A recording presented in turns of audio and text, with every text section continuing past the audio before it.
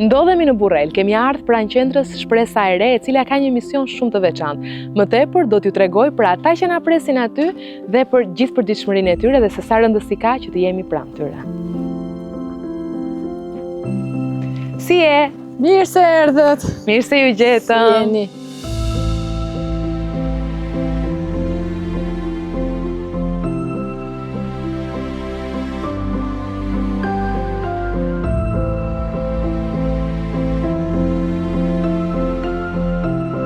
Përshëndetje!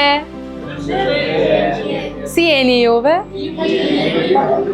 Mirë, faleminderit. Unë jam Seldina, jam gazetare dhe sot kam ardhur të kaloj disa momente me ju. Ju kam sjellë disa gjëra me rastin e fundvitit, ca ëmbëlsira, nga ato lodrat që ju keni qejf dhe do kalojmë pak kohë bashkë. Faleminderit juve.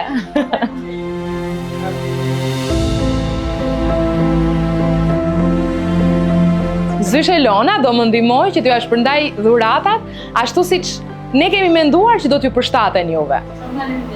Faleminderit juve.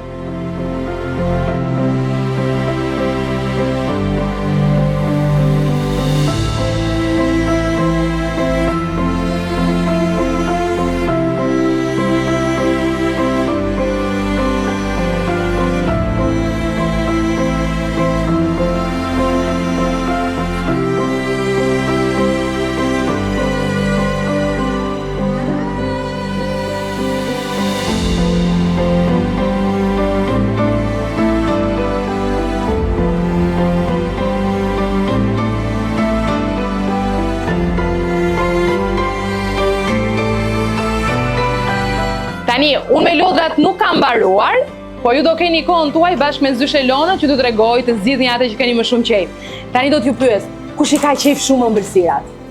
Kush do?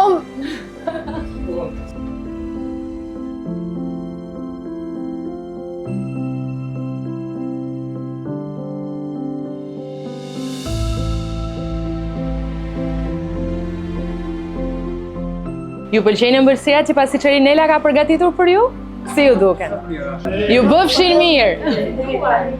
Për lodrat na ka ndihmuar gjithashtu faqja Lodra që edukojnë, e cila ka përzgjedhur që t'ju sjellim lodra që ju ndihmojnë edhe të kënaqeni, po në të njëjtën kohë edhe ju edukojnë, pra të mësoni gjëra të reja, të kënaqeni akoma edhe më shumë bashkë edhe veç e veç. Faleminderit. Faleminderit juve që na pritët. Si të shkon puna o inxhinier? Mirë të shkon.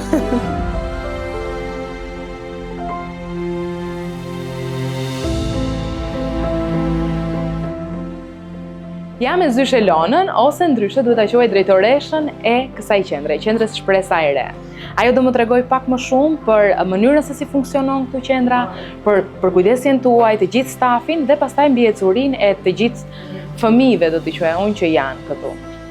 Ne dëshirojmë t'ju urojmë mirëseardhjen, jemi shumë të lumtur t'ju presim këtu. Besoj edhe fëmijët ju kanë pritur me kënaqësi, pavarësisht se shpesh herë kanë të vështirë të shprehin gjitha emocionet ose janë shumë të turpshëm sot. Por ne aktualisht këtu në fondacionin tonë, në qendrën ditore Shpresa e Re, kemi 42 përfitues të moshave të ndryshme. Më i vogli sapo ka bërë 5, ka ardhur këtu që 3 vjeç, edhe më i madhi është 36 vite. Kryesisht kemi meshkuj, për shkak ndoshta edhe të stigmës, por edhe nga ana tjetër për shkak se meshkujt janë ata të cilët preken më shumë nga sëmundje të ndryshme të Pra janë më të predispozuar për t'u prekur nga këto diagnoza që ju më thatë. Është pak e çuditshme në fakt, edhe e veçantë, mënyra se si ka që nga mosha 3 vjeç që ka ardhur rasti i parë që ju më thatë që sapo ka bërë 5 vjeç këtu, dhe deri në 35? Po, 35, pra diferenca e moshës është shumë e kemi madhe. një diferencë të madhe për shkak se ne dyert i kemi të hapura për të gjithë. Kush dëshiron që të vi pranë fondacionit, pranë qendrës për të përfituar nga shërbimet që ofrojnë, është e hapur. Por nga ana tjetër është edhe nëse është e mundur, sepse ne kohët e fundit kemi patur shumë kërkesa, por ne nuk kemi mundësi t'ju ofrojmë shërbime, paçka se ata kanë nevojë për kujdese më të madhe se ato çfarë OAS Shpresa e Re ofron. Ndaj jemi detyruar me zemër të thyer t'ju themi jo, pavarësisht se e kemi parë, e dim edhe e ndjejmë shumë mirë që ata kanë nevojë për ndihmën që ofrohet këtu, por fëmijët përfituesi janë të ndarë në grupe. Fëmijët një grup moshe të vogël janë së bashku në dhomën e tyre, edhe ata që janë më të rritur kanë dhomat e tyre, janë pak a shumë të ndara sipas grup moshave dhe aftësive. Pra janë në klasa të ndryshme. Apo aftësive që ata mbartin. Jemi munduar që grupet të jenë sipas kategorive të përbashkëta, domethënë veçorive, aftësive të përbashkëta që ata mund të shndërrojnë të gjithë në njëjtin grup. Fëmijët më të vegjël kanë nevojë më shumë për kujdes, pavarësisht sepse janë më të vegjël, edhe një fëmijë zakonshëm ka nevojë më shumë për kujdes. Edhe ata këtu marrin logopedi, fizioterapi, terapi zhvillimi, terapi okupacionale, ato çfarë i kanë nevojë, ndërsa më të rriturit marrin më shumë terapi okupacionale dhe mundohen të mësojnë aftësitë bazike të jetës, sepse disa prej tyre kanë ardhur në moshë të rritur tek ne dhe ka qenë më e vështirë ndërhyrja. Dhe ne jemi shumë të lumtur kur i kemi të vegjël sepse ndërhyrja I ndiqni hap pas hapi, pra ka keni më më në shumë kontroll. impakt, edhe ajo mund të arrijë një rezultat më të lartë për jetën e tyre. Ndër vite, nga kur kemi filluar ditën e parë, që është hap fondacionin në 2008, deri më sot kanë përfituar më shumë se 450 përfitues. Disa prej tyre janë martuar, kanë krijuar jetën e tyre, familjet e tyre kanë fëmijë. Sa lejmë i bukur ky ta dëgjoj. Disa kanë mbaruar shkollën e lartë, janë në universitet, disa të tjera akoma, disa kanë mbaruar gjimnazin, kurse profesionale të kuzhinës apo çfarë ata kanë patur mundësi. Sot pjesa më e madhe e të rinjve po ndihmohen të krijojnë një profesion, mund ta quajnë, sepse po punojnë në string art, në krafte të ndryshme. Edhe me punimet që ata bëjnë, ne i shesim në panaire të ndryshme. Këtë vit bashkia ka porositur gati 200 kartolina, edhe personazhet e tjerë kanë porositur kartolina prej duarve të tyre. Me lekët që ata marrin, ne ua japim mbrapsht si formë pagese, duke thënë kjo është mundi yt, është puna jote, ti e ke merituar, ti e ke bërë, bravo të qoftë, ja ku e ke pagesën. Sepse ti mundesh. Për të luftuar pak edhe stigmën e diskriminimin që këta janë me aftësi të kufizuar, s'bëjnë dot kur gjë, nuk vlejnë, nuk bëjnë, janë gjyna, edhe ne nuk duam të shikojmë këta persona si gjyna, si të pamundur, por ato që ata mundën le ta bëjnë me duart e tyre, me mendjen e tyre, me aftësitë e tyre. Ju keni gati 2 dekada që jeni në këtë qendër. Po.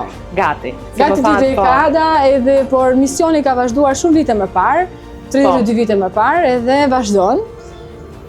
Herë me ullje, herë me ngritje, sepse gjithçka varet nga donacionet private të njerëzve. Ne nuk kemi një fond fiks që e dim që këtë fond e kemi këtë buxhet për ta përdorur. Të sigurt. Asnjëherë nuk kemi patur, por mund të themi që prej një viti gjysmë ne kemi patur një projekt në bashkëpunim me Bashkinë edhe Fondi Social, i cili ka mundësuar 5 punonjës social, psikolog, mësues ndihmës, fizioterapist dhe logoped, të cilët ofrojnë shërbimet e tyre profesionale për fëmijët. Në fakt, projekti është vetëm për fëmijët, por Bashkia dhe Fondi Social janë treguar të gatshëm për që shërbimet të ofrohen edhe personave të tjerë që kalojnë moshën e fëmijërisë. Sepse vërtet projekti është për fëmijët, por nuk mund t'ia mohojmë të drejtën që të përfitojë edhe një person tjetër që ka nevojë por është pak më i rritur.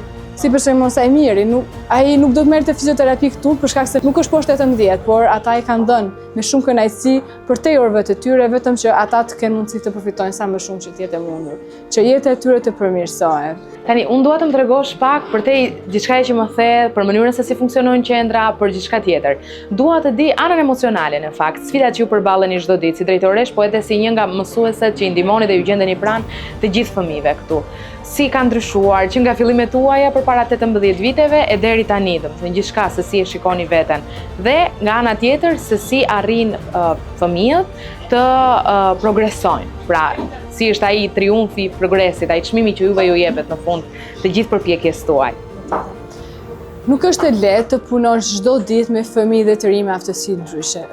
Është një punë që kërkon mund, përpjekje, dashuri, përkushtim çdo ditë. Ne mundohemi të ofrojmë kujdes për ata të cilët nuk mund të kujdesen dot për veten. Në çfarëdo lloj mënyre që ata kanë nevojë, qoftë për të ngrënë, qoftë për të larë, për të shoqëruar në tualet, për të larë dhëmbët, për të veshur, për të zhveshur, çdo lloj nevoje që ata kanë, ne mundohemi të realizojmë këtu. Edhe nuk është përjashtuar ose nuk është larguar asnjëherë sepse nuk kemi mundur të shërbejmë. Në kuptimin që është shumë i vështirë, ose nuk mund ta përballojmë, nuk mund ta ndihmojmë. Është e vështirë për shkak se nganjëherë progresi nuk është ai që presim ne. Mund të jetë për shkak të diagnozës së rëndë, për shkak të kushteve familjare, se një pjesë prej këtyre të rinjve apo fëmijëve që kemi ne vinë nga familje që edhe prindërit e tyre përballen me probleme të shëndetit mendor, deficitet mendore. Edhe sfida jonë më e madhe është se ne punojmë gjatë ditës këtu, pa ta kthejmë në shtëpi. Edhe çfarë ne bëjmë këtu mbase mund të fshihet, sepse jetojmë në dy botë ndryshme. Ne kujdesemi, mundohemi, nga ana tjetër prindi për mungesë kohe, për mungesë të aftësive, gjithë puna harrohet, edhe është në një mënyrë tjetër. Kjo është një sfidë goxha e madhe që kemi patur. Bashkëpunimi me prindrit. Që kemi patur ndër vite. Por kur ne shikojmë që një fëmijë, pavarësisht se ka ardhur ku nuk dinte të bënte asgjë, sot mund të ecë, mund të hajë, mund të pi vet, mund të vesh këpucët vet.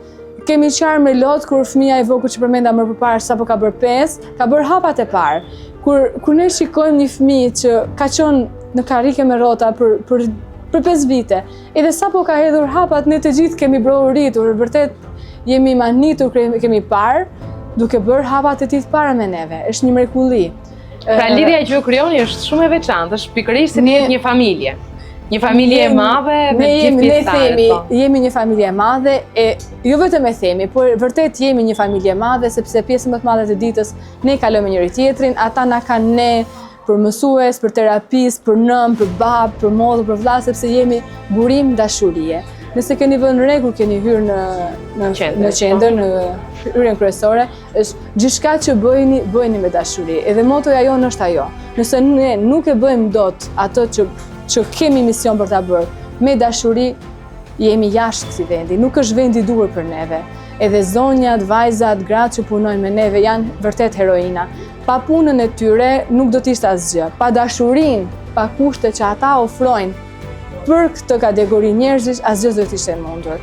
Është e pamundur t'u shërbesh atyre, sado profesionist të jesh, nëse nuk ke një zemër, nëse nuk ke dashuri, është e pamundur ta bësh këtë punë. Unë të falenderoj shumë edhe në fakt na ke dhënë një mesazh shumë të bukur për ta përmbyllur bisedën tonë dhe është vërtet kryesore për çdo që merr përsipër të bëjë diçka, ta bëj atë me shumë dashuri, nëse nuk e bën dot, le të mos i hyj fare kësaj rruge, sepse ata që e përjetojnë janë pikërisht raste që kanë nevojë për këtë rrugëtim me kaq dashuri sa që e tha, siç në këtë rast janë të gjithë pjesëmarrësit që rrinë te kjo qendër. Ne mund të bëhemi profesionistë nëpërmjet diplomave të ndryshme, çfarë studiojmë, çfarë bëjmë, çfarë mësojmë, por çelësi kryesor është dashuria. Pa të sado diploma të kesh, s'mund të kesh rezultat. Edhe ata e ndjejnë, e ofrojnë, edhe kur shikojmë miqësinë mes njëri tjetrit, kur shikojmë kujdesin dhe dashurinë që ofron njëri tjetrit është një gjë që të mbush, pavarësisht sa i lodhur mund të jesh. Ne mund të ndihemi të lodhur, të lodhur nga dita, nga kërkesa, nga nevojat që ata shfaqin. Edhe kur na shikojnë neve ose kur shikojmë këtë dashurinë, këtë për kujdesin, një arritje që ata bëjnë, e gjithë lodhja zhduket dhe ne vazhdojmë përpara. Unë falenderoj shumë e dashur për gjitha fjalët që na tregove se si qendra juaj Shpresa e Re funksionon më së miri dhe të gjithë dashurinë që ti the që ju e keni këtu dhe ju karakterizon të gjithëve bashkë. Faleminderit shumë. Jam me zotin Saimir, i cili është themeluesi i qendrës Shpresa, i do na tregoj pak më shumë për të gjitha sakrificat që janë dashur që nga fillimi i krijimit të kësaj qendre e deri më tani duke përsëritur dhe duke thënë vazhdimisht se cilat kanë qenë ato pengesa që janë vendosur edhe nga vetë banorët, edhe nga vetë shqiptarët, po nga ana tjetër edhe ndihmat që kanë ardhur nga vende jashtë. Kemi filluar këtë qendër afërsisht 14 vjet më përpara. Kjo qendër ka qenë ish teatri i kukullave qytetit edhe nuk ishte një gjendje të mirë fare. I kemi bërë një kërkesë Këshillit Bashkiak edhe Bashkisë Burrel. Dhe aty pasaj ato kanë bërë një miratim që ne mund ta merrnim pa qira. Por të gjithë kostot e riparimit edhe investimeve ishin domethënë mbi kurrizin tonë. E kemi filluar këtë qendër me shumë pak financim, duket pak qesharake, por kemi filluar me 1800 franga zvicerane. Edhe duhet të ndronin të gjitha dritaret, dyert, duhet të bënim adaptimin edhe për banjot, për personat më hapësi të kufizuar. Edhe gjithçka që shikoni është rinovuar, duke filluar që nga pjesa këtu ku ne po qëndrojmë, Kemi ndërtuar edhe këtë murin sepse na u desh një klasë më e madhe, kur ato dhe tanin gjithë së bashku. Pastaj kemi bërë dhe rinovime të tjera, kur nuk përfshihet vetëm dyrët dhe dritarët, por kishim problem me izolimin, sepse shiu futej brenda ndërtesës. Kemi bërë dhe disa investime për sa i përket kuzhinës edhe sistemit elektrik. Tani, gjatë gjithë këtyre kohëve që juve ju dashur të bëni këto investime dhe të rregulloni gjithçka, duke përmendur këtu që kushtet ku fëmijët qëndrojnë janë vërtet shumë komode dhe janë shumë të rehatshme në përgjithësi. Dua të di për gjitha këto investime, kush ka ndihmuar? Si ka qenë e mundur që të realizohen? Për sa i përket komunitetit tonë në Shqipëri, ne nuk na ka ndihmuar askush. Pra nuk keni marrë ndihmë nga shqiptarët, nga një firmë ndërtimi, po. Kam një shokun tim që është jo këtu në Burrel, është në drejtim të Klosit.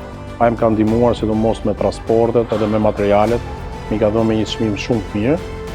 Por përveç atij personi, për sa i përket ndërtimit nuk na ka ndihmuar askush.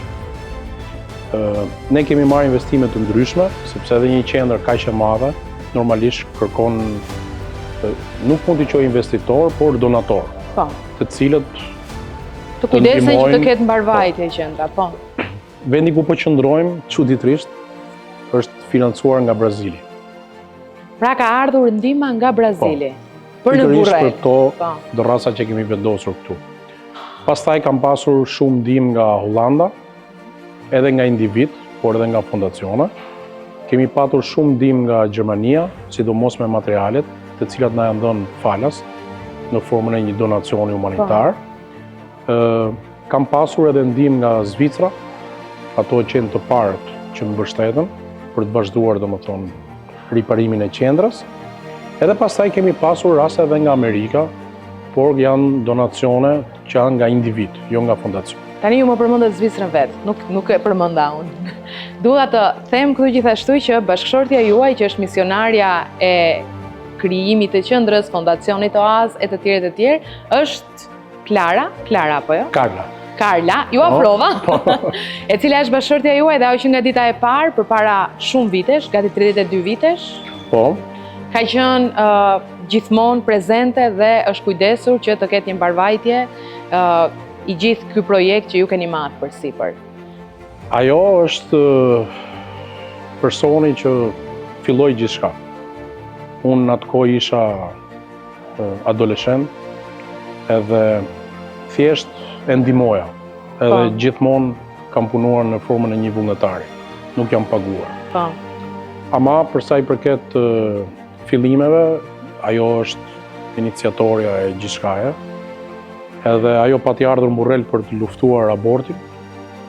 Edhe gjithashtu pati ardhur në Burrel edhe për të ndihmuar për planifikimet familjare, por pastaj misioni vazhdoi më përpara. Edhe filluam projekte të tjera, sidomos mbas martesës.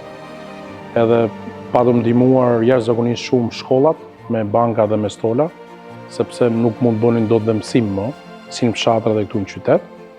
I kemi pajisur edhe me materialet që kanë ardhur nga Zvicra, por unë vendosa që të bëjmë një ndryshim, të japim punë shqiptarëve, mos i marrim gjërat gati. Edhe si projekt pati shumë sukses, punuam pravarësisht 5 deri në 6 vjet, edhe prodhuam shumë tavolina dhe shumë stola.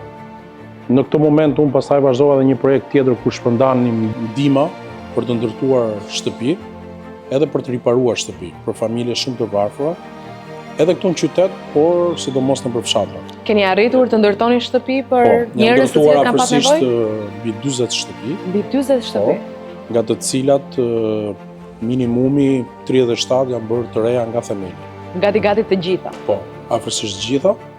Kemi bërë edhe disa shtëpi dhurat tu në qytet, për familje që në fshat nuk kishin as tokë, as mundësi, që qëndronin më shumë. Një projekt tjetër shumë i mirë edhe që ka zgjatur ndër vite edhe vazhdon akoma, është edhe ndihma ndaj vejushave. Ne ju japim atyre një total lekë çdo muaj. Edhe në rastin kur ato nuk kanë mundësi, sepse ndoshta janë edhe shumë larg nga qyteti, ne ju a kthejmë edhe në ushqime, ose për ndryshe, ju a japim vlerë kesh në dorë. Kemi pasur edhe projekte të tjera ku kemi ndihmuar spitalin e Burrelit, gjithashtu dhe qendra shëndetësore në përfshatra, ku përfshihet edhe riparimi i tyre, por edhe ndihma me materiale të ndryshme. Dukshëm misioni juaj në Burrel dhe jo vetëm është madhështor, ju jeni gjendur pranë familjeve në nevojë apo personave specifik që kanë patur nevojën e rëndësishme dhe të domosdoshme për të patur një përkrahje ekonomike dhe jo vetëm. Unë dua për ta përmbyllur edhe bisedën tonë të më bëni një thirrje për të gjithë shqiptarët.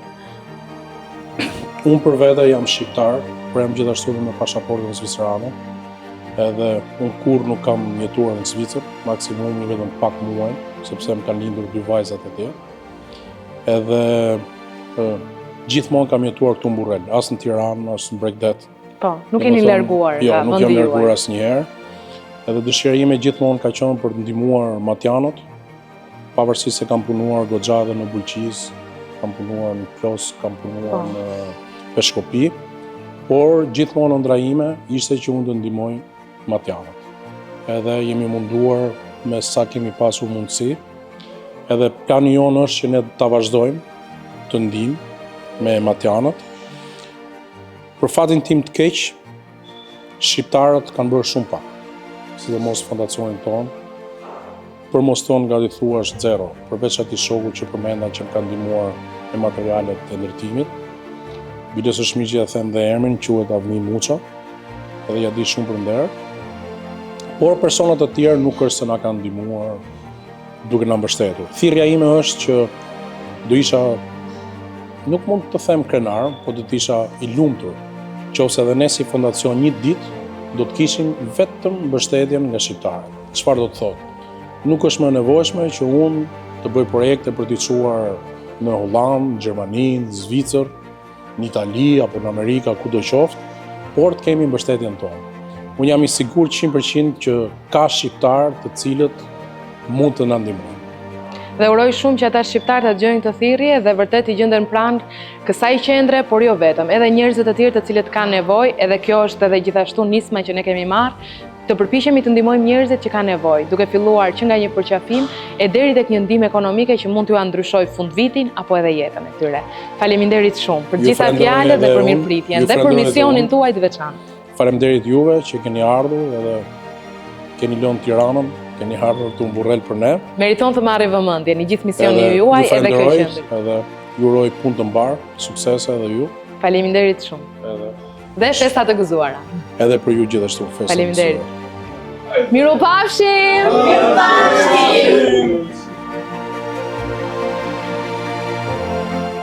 Në mbyllje të këtij filmimi, unë dua t'ju rikujtoj edhe një herë nismën që Homeland Albania dhe Faber Media kanë ndërmarrë, që është të ndihmojmë sa më shumë njerëz, që këtë fund vit ta kalojnë gëzuar, por jo vetëm, nëse keni një rast të afërm, komshin tuaj apo çdo tjetër, ju lutem na i kontaktoni ata që ne të shkojmë tek ata nëse ju nuk mundeni të shkoni.